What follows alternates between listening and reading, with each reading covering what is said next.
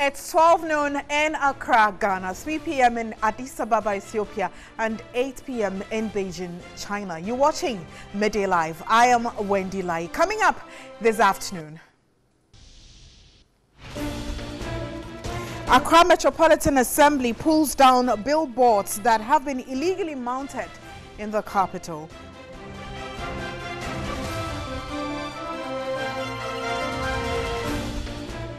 Center for Media Analysis takes on handlers of the Vice President over videos of him roaming the streets of London to dispel rumors he had stroke.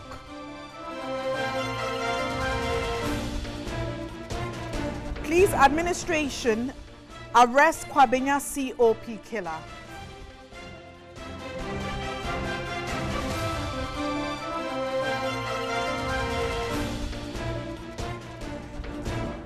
Have you considered how safe the internet is despite the amount of time spent on it? We will tell you why.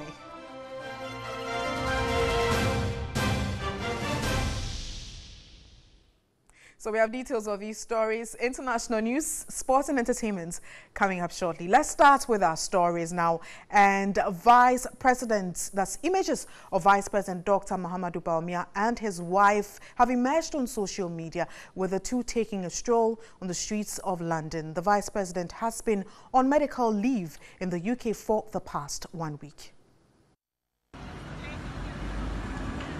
The images which surfaced early Saturday morning show Vice President Dr. Mahamudu Bawumia walking with his wife Samira and responding to pleasantries from some Ghanaians on the streets of London.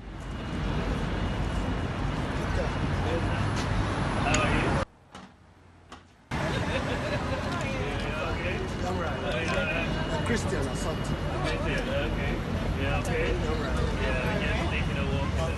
The video, which portrays a buoyant Bawumia, appears to be a direct response to rumors that made rounds on social media earlier that he had suffered stroke.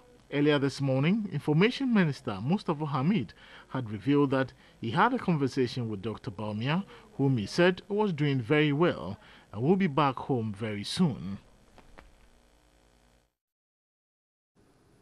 Meanwhile, the Center for Media Analysis has criticized handlers of the story in relation to the Vice President's images of him roaming on the streets of London. Executive Director Dr. Mesan Maube says the videos and pictures of the Vice President of two have been sanctioned by the President as an official communication.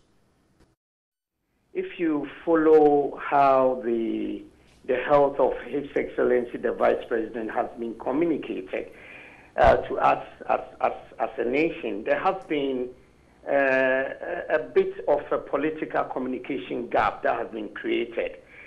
For instance, we were told that he's been flown to UK for medical leave.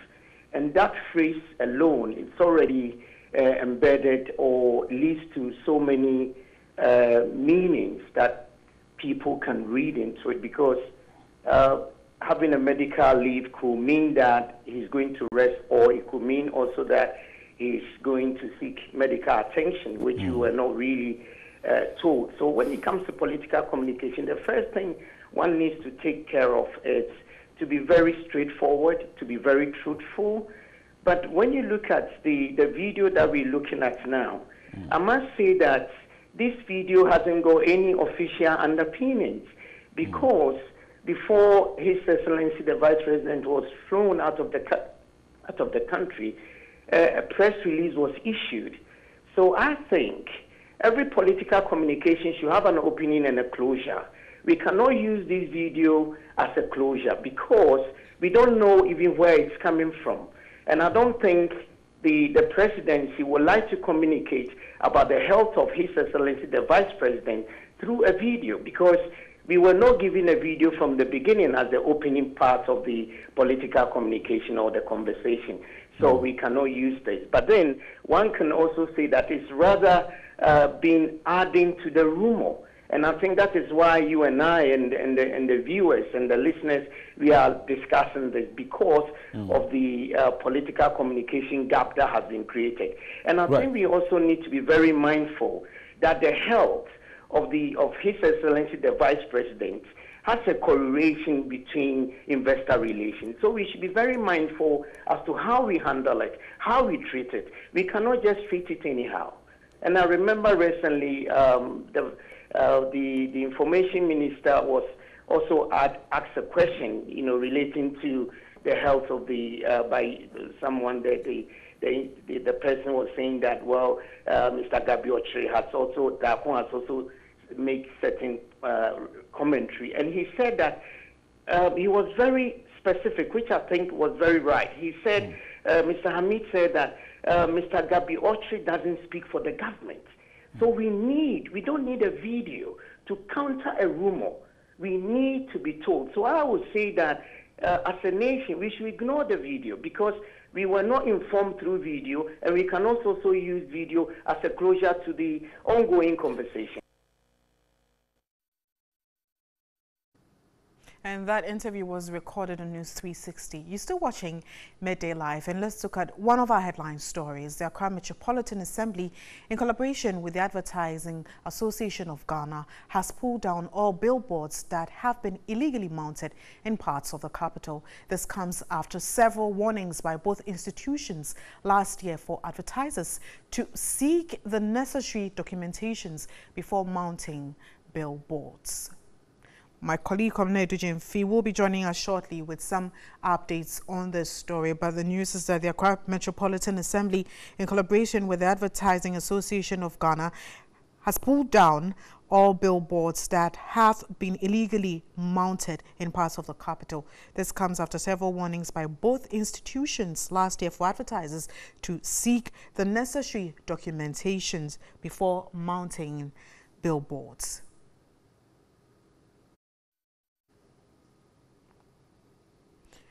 So Kwamna Edujemfi was with the team this morning all throughout. He's still with them, and he'll be telling us what exactly the AMA and the Advertisers Association have done in relation to the pulling down of the billboards and how long this exercise will take, if it will just be in the Greater Accra region or other parts of the country.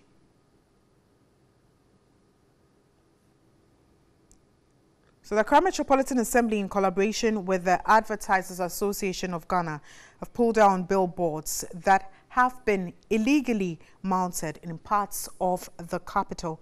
This comes after several warnings by both institutions last year for advertisers to seek necessary documentation before mounting the billboards. Remember, if you live in and around those areas, you can also send us your comments on our social media platforms. Facebook and Twitter is News on TV3.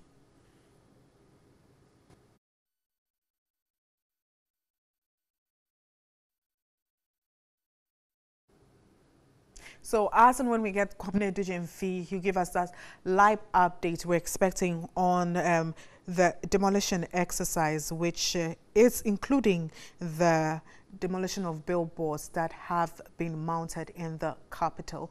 Let's move on to other stories, and the police have arrested the man suspected to have pulled the trigger that killed the late Chief Inspector Emmanuel Asilivi during the dawn raid at the Kwabena police station and 4 others. The suspected killer was arrested at Kaswa in the Central Region on Saturday, January 27. The suspected cop killer, 28-year-old Kofi Seshi, and his accomplices were arrested by the Accra Regional Police Command at Kaswa in the early hours of Saturday, January 27. The other accomplices are 23-year-old George Saba, George Asante, 33, Theophilus Banda, 25, and Elvis Owusu, 31. This brings to 9 the number of persons so far arrested. On Friday, January 26, the police announced the arrest of 4 persons in connection with the murder of the Chief Inspector.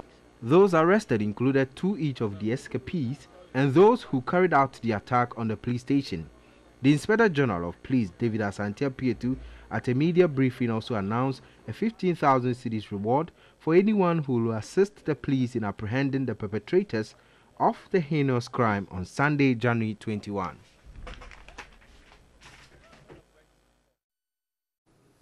Meanwhile, the police administration says it has arrested a man. Strong evidence points to as the killer of the Kwabena District Inspector who was killed last week. Director General of Police Public Affairs, David Eklu, says the police administration is clear in its mind on the killing of the inspector, Emmanuel Aslevi. He spoke on News 360 last night. We have arrested 4 persons in Kaswa in the early hours of the this morning. And among those arrested is one Seshi who has been identified, and information revealed that he is the one who shot and killed the police inspector on the 21st of this month, that Sunday at Kwabena. Did you already know him as somebody who has been committing crimes, or it was this event at Kwabena police station which brought him to the fore? Yes, the information we have is that he's noted in that area as a very notorious criminal, and and he was mentioned by those that we had already arrested who are in custody as the one who actually did the crime. And when we moved in, he was arrested in a place that the community identified as a noted criminal den, where criminals they use as a safe haven to commit crime. So we have all the links to show that yes, he has that criminal record, and that he was the one who shot and killed the inspector. How sure are you that he is involved in this? Was it because his name was mentioned? Apart from that, we also have other information that we put at the appropriate time to prove that he is the one who shot and killed the inspector. How about the 4 others? What have they done in connection with the death of the police officer? Yeah, they were arrested based on information, and we also have information that they are also involved in some crimes that have been committed in Accra and Kaswa in the past. So we are putting all together to make sure that we get the right evidence to put them before court.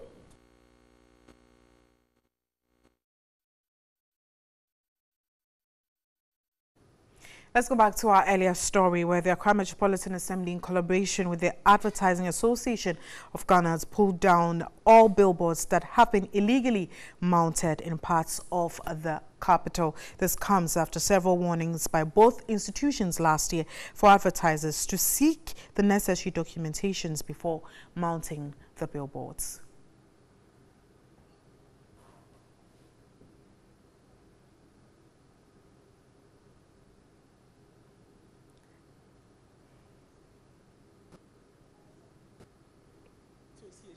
Of Ghana, the whole of last year, issued several warnings to advertisers to ensure that they go through the right procedures to get the necessary permits and documentations before they mount billboards in several parts of the capital.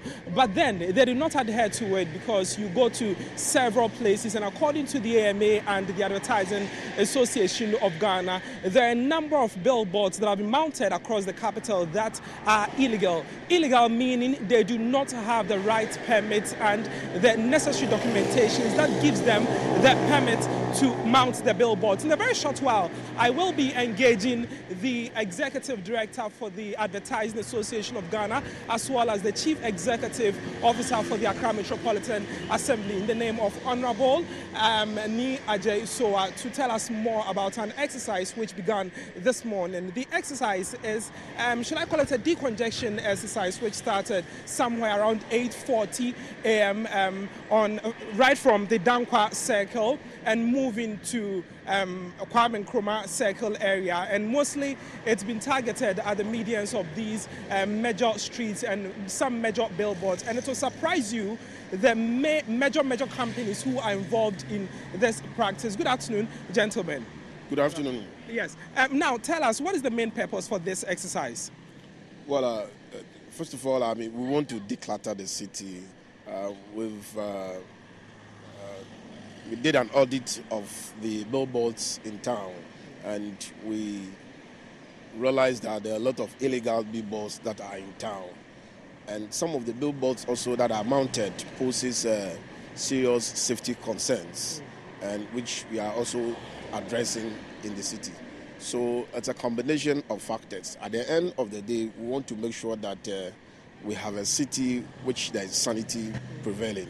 Okay. Now, I understand this is part of the AMA's decongestion exercise, which started about 2 weeks ago. Now, I'll come back to you again. But then, before that, I want to know from you, the Advertising Association of Ghana, the number of illegal billboards that have been mounted in Accra. Can you put a figure to it? I think we're close to about 200 illegal billboards in the city of Accra, which started last year.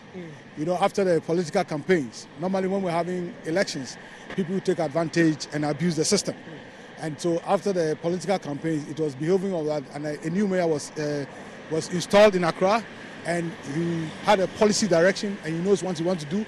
He wants to put in place system and processes and procedures that every Tom and Dick and Harry who wants to do business in advertising and out-of-home media in Accra follows. Okay. So we had a lot of consultation, we had a lot of input from a lot of state institutions, Ghana Institution of Engineers, National Road Safety Commission, and others, Ghana Highway Authority, and our good selves.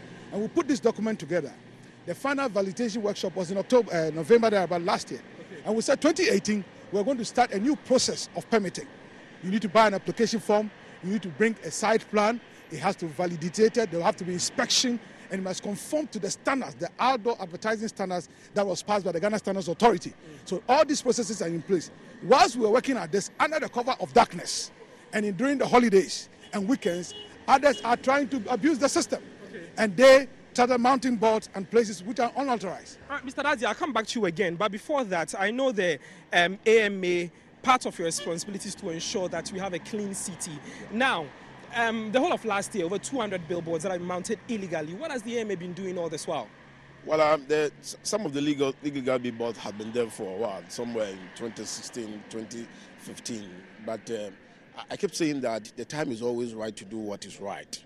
I think that the process was too relaxed, it was a bit cumbersome, and we want to ensure that there is transparency, we want to ensure that there is consultation, we want to give a clear policy direction that this is the way we want the city should be.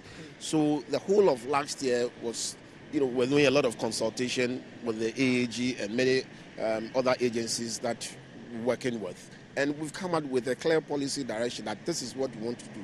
So as part of ensuring that the policy that we all agreed to is working, we want to declutter the city. We don't want to, you know, have billboards being springing up about without any authority. We can't countenance on that again. Okay, now and again, we are not only looking at giant billboards. Okay. You know, at the moment, you know, we are looking at the billboards. But if you could see that we have our task force that is removing all kinds of small billboards and posters and banners also in town.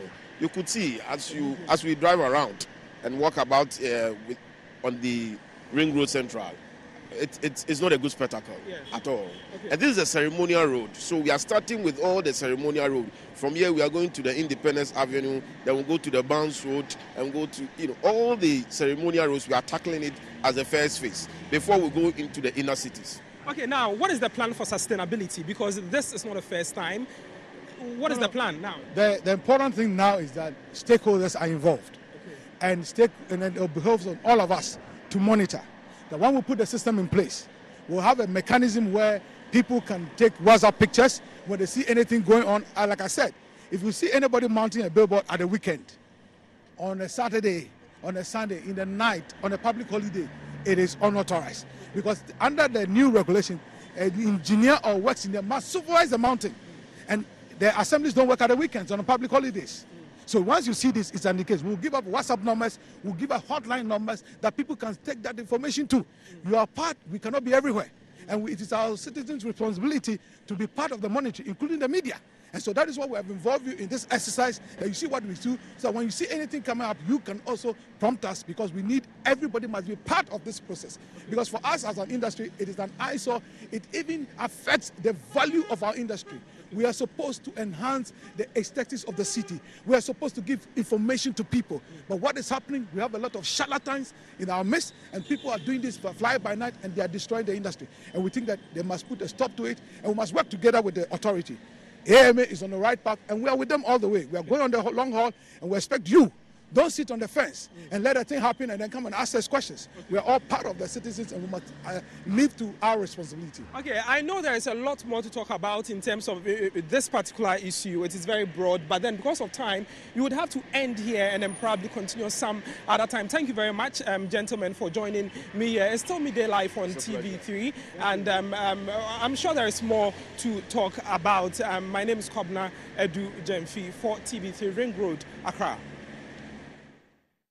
Thank you very much indeed, Comrade Jemfi, for that update. But he'll bring us more in our subsequent bulletin.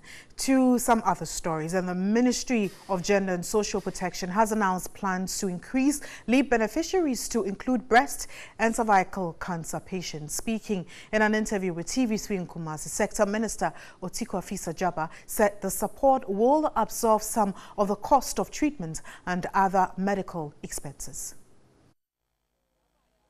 The LEAP program, since its inception, has supported some marginalized persons in the country. This month marks 52nd cycle LEAP payment. During this period, beneficiary households will receive their cash grants in the 216 metropolitan, municipal and district assemblies across the country. One eligible member household will receive 64 cedis. 2 eligible member household will receive 76 cedis, while 3 eligible member household will receive 88 cedis, and 4 and more eligible member households will receive 106 cedis. The sector minister, Afisa-Jaba, visited Kumasi to monitor the operations of LEAP in the region, where she also interacted with the beneficiaries. She encouraged beneficiaries to report staff who may try to extort monies from them. We also don't charge for anything for any LEAP beneficiary. For the chairs and the canopies, whatever it is, the machines, the e-switch, all of those things, the Ministry of Gender provides money to GIBS and to the rural banks to pay them. So if anybody tells you that you should pay some amount for anything, please do not do it. The sector minister mentioned other beneficiaries on the expansion list as people who suffer fistula, sickle cell anemia, cerebral palsy, among others. The Christian Health Association of Ghana is calling for the rejuvenation of mental health care in the country. Deputy Executive Director of the association, Dr. James Dua, is of the view mental health has become a national crisis requiring critical attention. Here's a report by Benjamin Edu. Statistics available indicates that the country's doctor-patient ratio in the mental health sector stands at 1:1.7 million as compared to 1:1 million in Nigeria and 1:50,000 in Kenya. According to the Deputy Executive Director of the Christian Health Association of Ghana, Dr. James Dua, a report issued some time ago suggested that 41% of the population, predominantly women, suffered from mental distress and depression. The situation he feared was likely to worsen per the current outlook. He said records from the outpatient department of the major mental health care facilities in the country indicated over 100,000 patients. Some cases also often go unreported. This figure, Dr. Dua explained, showed that mental illness in the country is galloping at an astronomical rate, and urgent attention is needed to help stem the situation. Communities should accept them back, but they are not willing. And so we educate the communities, we educate families that it is just one of those diseases like the physical disease that we have. So accept them back. Family support, community support, help in treatment. This came up at an event organized by the Christian Health Association of Ghana and Brode Kwano Methodist Health Center in the Bosomtwe district in the Ashanti region. The event was to enable the group show love to mental patients who have been neglected in the area. They clothed, bathed and fed the mental patients in communities like Brode Kwano, Nyamieni, Kuntinase, Asereso and other communities within the Bosomtwe district of the Ashanti region. Now to our prisons, where 4 prison officers and 16 civilians were arrested for illegally sending items to prisoners at Ankafo and in Sawam prisons in 2017. Peter Kwadato reports that 20 were arrested following the vigilance of some prison officers at the 2 prisons. Last week, 2 convicts in the Ankafo maximum security prison defrauded a woman through mobile money transfer. The news sent this reporter searching for answers, and the revelation was startling. Records show the seizure of a large quantity of items which were in the possession of convicts in both Ankafo and in Sawam prisons, but more so are the people involved in this practice. Between January 8 and December 2017, 2 prison officers were caught at Ankafo, one attempting to send in Indian hemp. He was summarily dismissed and handed over for prosecution on narcotic possession. The other officer sent cigarettes into the prison yard and is currently on service inquiry. 2 officers were apprehended at the Sawam medium security prison within the same period, one sending money and the other alcohol to convicts. Both officers are facing a service inquiry. We have some corrupt prison officials who, because they don't know what they are doing, they can be compromised, but they are aware. So, one, yes, prison authorities, some are not spared. If you are so cheap, prisoners will use you. Let me tell people that if you are coming to the prison, somebody is asking you to come and give a tin of Milo to my son in prisons, please don't take it. It could be contraband you are carrying without knowing, because when you are caught with it, you are going to the police station. Aside these officers, 10 visitors to the Ankafo prison last year sent in assorted items including mobile phones, SIM cards, Indian hemp, among others, concealed in varying food and other items. Right within the same period, 6 visitors were apprehended at the Sawam prison with assorted items including phones and their accessories and weed. All these arrests were made based on the ingenuity of some prison officers stationed at the 2 prisons. At the reception level, they should scan you through, inside out. You should go through a lot of search. In our case, we only do part searching. Part searching is touching parts of your body to be sure something is not concealed. And don't forget, people can even insert things in their bodies. DSP Vitalis Aye urged the public to desist from illegally sending items to convicts. In normal prison routine, the first thing you do to anybody coming, whether a prisoner or a visitor, or even officers, is to have them scanned through the system so that any foreign body in them is detected and taken off. We don't have that. You're still watching Midday Live. We have more shortly. Do stay.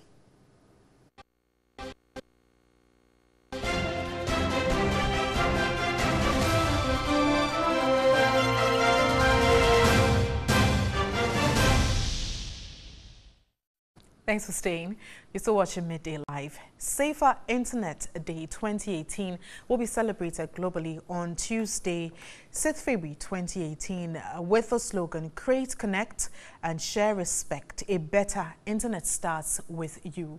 It is geared towards promoting the safe and positive use of digital technology for children and young people and inspire a national conversation. Globally, Safer Internet Day is celebrated in over 100 countries. The day offers the opportunity to highlight positive uses of technology and to explore the role we all play in helping to create a better and safer online community. It calls upon young people, parents, carers, teachers, social workers, law enforcement agencies, companies, policymakers, and wider to join together in helping create a better internet.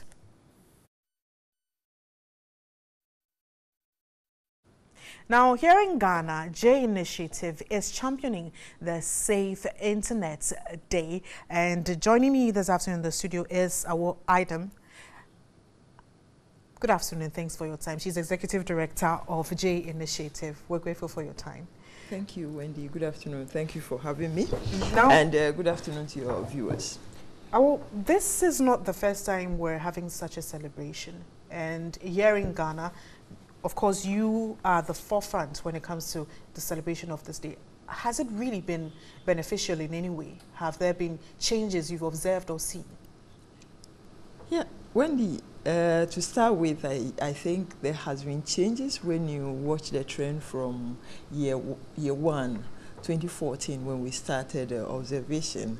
It has grown over the years, actually. I would say that 2014 started the celebration only in Accra. 2015 was similar. 2017, we moved to 5 other regions apart from Greater Accra. And 2018, we're going to celebrate it in all 10 regions, or the regional capitals, in collaboration with the Department of Children. Is Yes. that to say that a lot more interest has just, you've whipped up a lot more interest and it ends there? Or you've seen, because I remember few years ago, one of your concerns had to do with parents being interested in what their kids do when they have access to mobile phones and the tablets and the like. Yes, from the feed we're picking at the regional level across the country, it's more like more and more people are getting interested, and even at the policy making level, the interest has grown. This year, we are proud to say that we'll have the Minister for Communications to give the keynote address at the public dialogue session.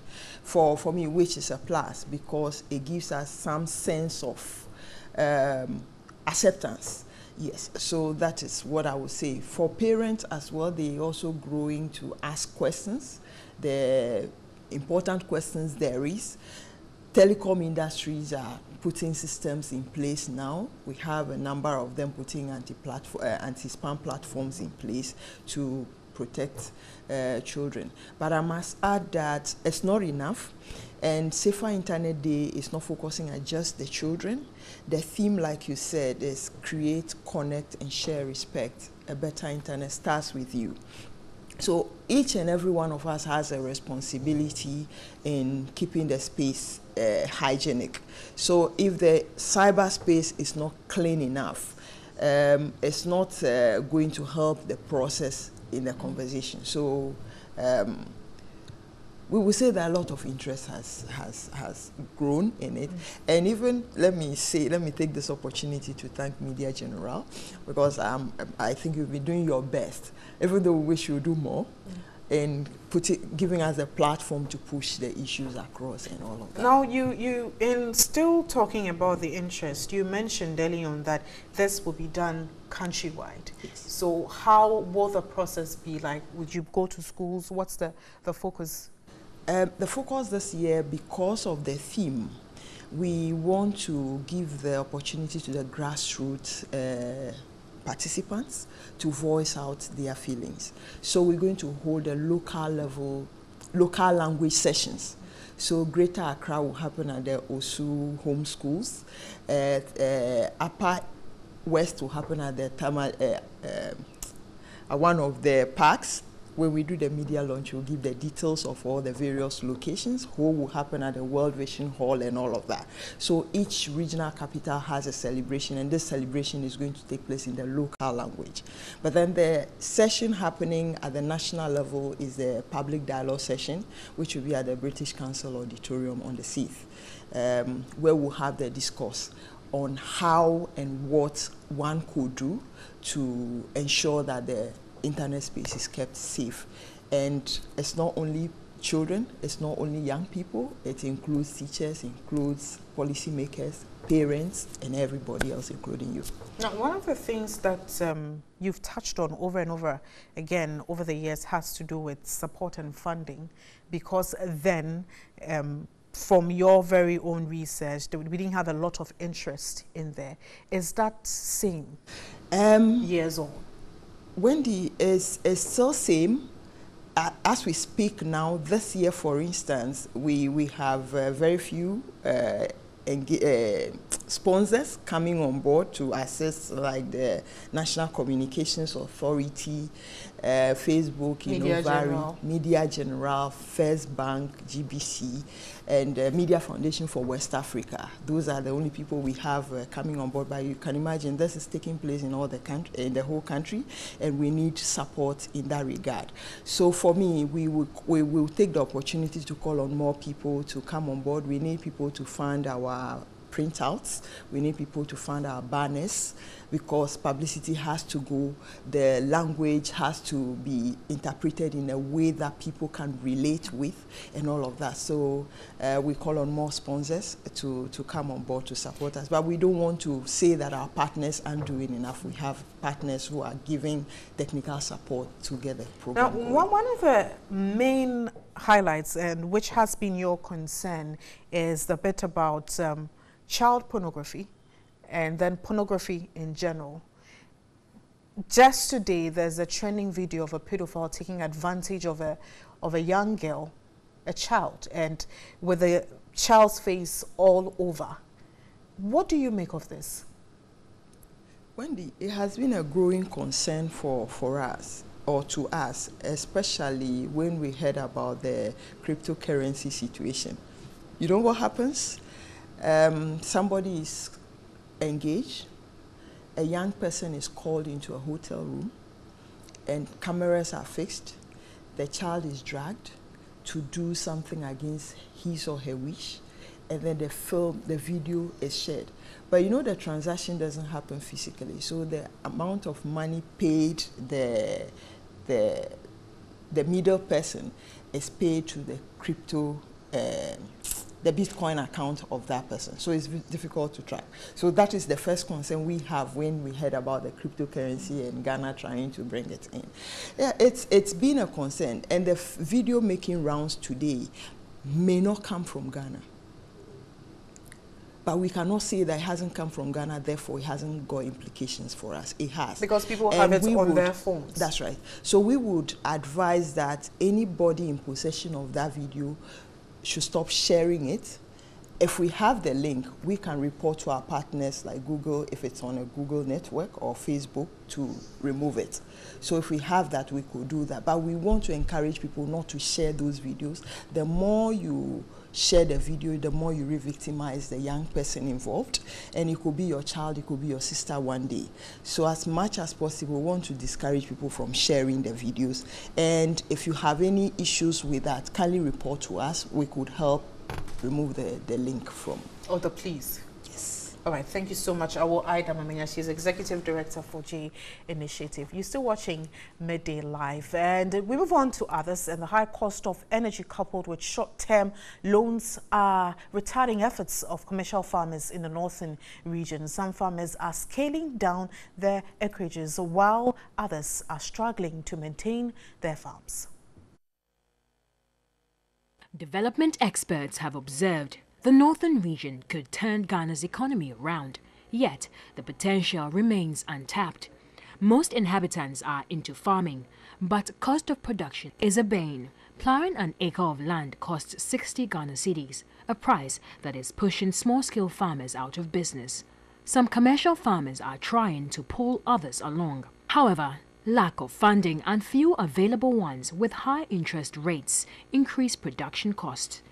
The main problem is that the banks are not responsive at all. They're looking at 25% interest rate.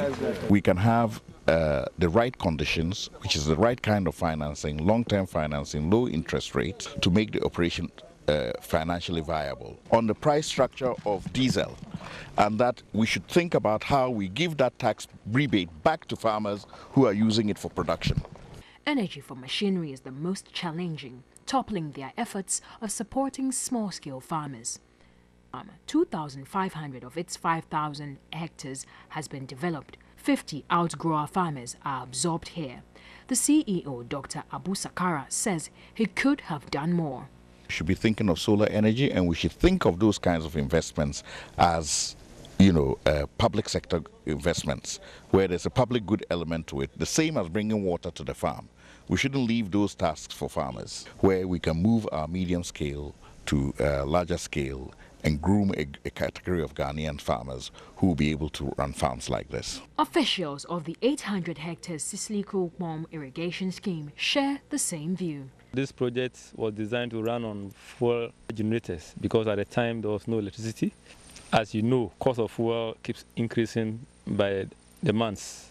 That actually affects the profit of smallholder farmers, the beneficiaries, as well as the nucleus farm. At Babato Farms, only 5 smallholder farmers are absorbed in the first year of operation. It is hoping to increase the number to 200 by 2020. The African Development Bank is considering stepping in. The bank is pre-testing the Feed Africa project under the transformation of the African Savannah program. 200 hectares of land each will be developed in the 3 commercial farms this year. The bank is hoping to develop 100,000 hectares by 2020. You're still watching Midday Live, and let's do some entertainment stories now. And something big and exciting is coming this March, and patrons at the launch of the 2018 Film Music Awards had a taste of it. The launch, which saw the unveiling of the nominees for the maiden event, was well attended by titans in the media and music industry, laced with some spectacular live performances. Solis Roscote was there and has come through with his report.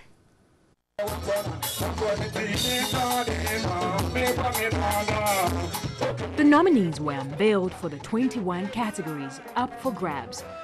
They include Shatawale, Stoneboy, Ebony Reigns, Sarkodie, Becca, Joe Metal, High Life legend Daddy Lumba, and many more. The topmost award is also unique, the Song of the Year. This will not only go to the artist or group who voiced the song, but also the songwriter, the producer, sound engineer who made the song a hit. This is a much more younger, trendier, and edgier version of alternative or whatever exists in the space. Some of our categories recognize the role social media play in the consumption and sharing of music today. Most importantly, the execution for this will be different and will give another proud experience as much as possible. Served with a bite of what to expect on the D-Day with performances from Kiddy, Kwame Eugene, Patapa and others, patrons also shared their thoughts on the new award scheme. There's this particular category, I think Song of the Year, that has 4 plaques, and for me it makes a lot of sense. Plus, that fun army thing that they've introduced is beautiful. It's going to get them a lot of following, you know. Song of the Year, yeah, because we've had hit songs come and go, but our songs, we can see they are part of the Song of the Year, so we're thankful for that, yeah. Definitely the Snapchat thing took me off a bit. I was like, okay, so what was the criteria? Because he's always on Snapchat. Yeah, you got to interact with the fans, you know. Kitty has time. The 3 Music Awards is the brainchild of 3 Music and ARC Events in collaboration with Media General Group. Group Head of Corporate Affairs, Media General Richard Anyabele, reiterated the company's commitment to promoting local content to boost the creative arts industry. Our musicians deserve better. They work hard, they give a lot. We need more platforms to celebrate our musicians. So the birth of 3 Music Awards is actually a great thing for the music industry. The 3 Music Awards will take off on 24th of March 2018. We just cannot wait.